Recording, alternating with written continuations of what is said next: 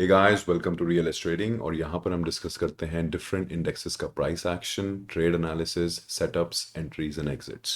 Okay, तो आज था Thursday. Bank Nifty, sorry Nifty की एक्सपायरी थी।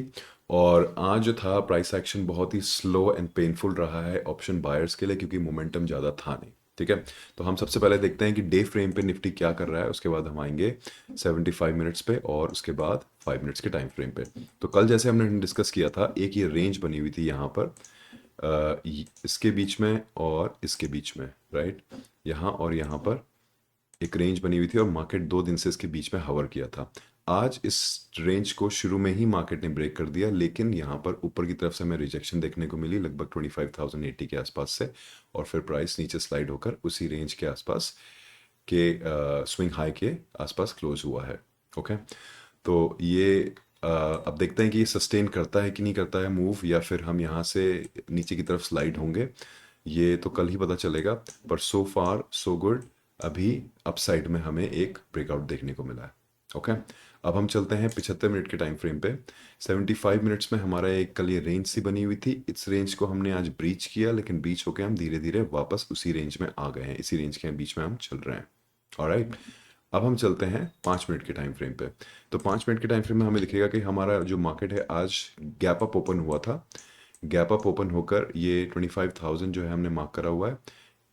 हल्का सा side side gap up open था 25,000 के आसपास ही, लेकिन यहाँ पर प्रॉफिट बुकिंग शुरू हो गई, एक विग बनी, पिन बॉल कैंडल बनी, और धीरे धीरे प्राइस स्लाइड होता हुआ उसी रेंज में आ गया जो हमारा प्रीवियस डे का क्लोज था।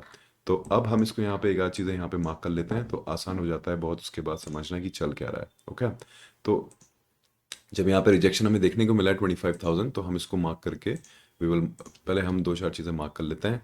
This is one, and then second is this, ये हमारा previous day close. Okay, just a moment.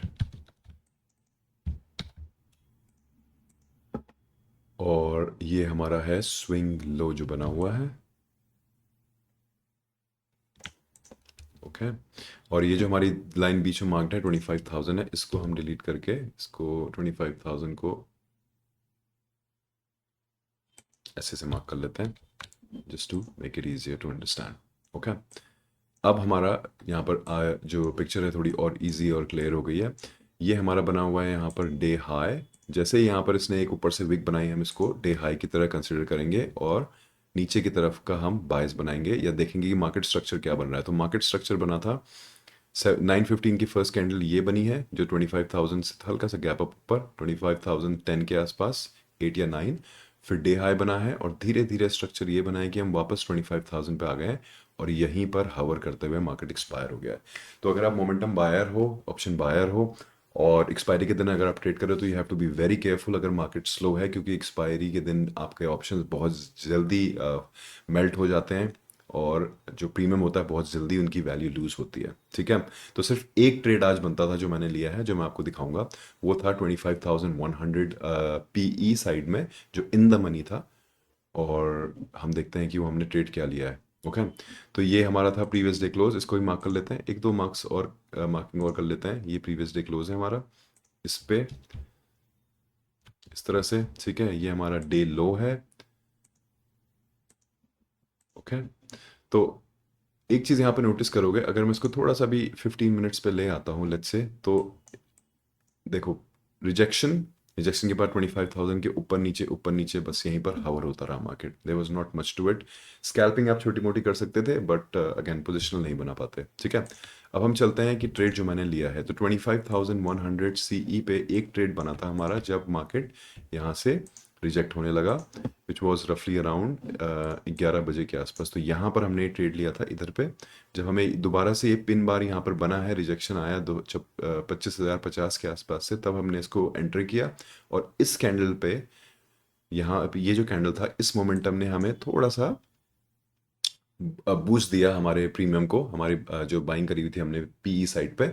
और हमारा जो टारगेट था वो रहा यहाँ पर प्रीवियस डे क्लोज, और इधर पे जो हमारा टारगेट था वो था इस प्रीमियम का day high.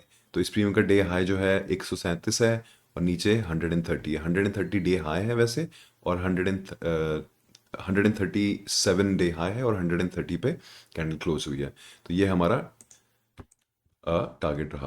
Okay, now the एक चीज़ यहाँ पर मैं इसको थोड़ा साइड कर देता हूँ, फिर मैं आपको समझाऊंगा कि मैं ये ट्रेड का लॉजिक क्या था। एक चीज़ अगर आप नोटिस करोगे यहाँ पर, तो ये आपका जो स्ट्राइक प्राइस है वो higher highs higher highs higher highs बना रहा है, right? This is one thing. Second, जो मैंने पहले आपको यहाँ पे दिखाया, इस एरिया में रिजेक्शन हमें देखने को मिला। ये निफ्टी 50 का चार्ट है, यहाँ पर हमें रिजेक्शन देखने को मिला और धीरे धीरे प्राइस यहाँ पर रिजेक्ट होकर नीचे 20 में से और 25,000 से रिजेक्ट होकर 25,965 के आसपास आ गया। ओके, तो यहाँ पर कहीं पे हमारी एंट्री थी। Let me go back and show you क्या हुआ है।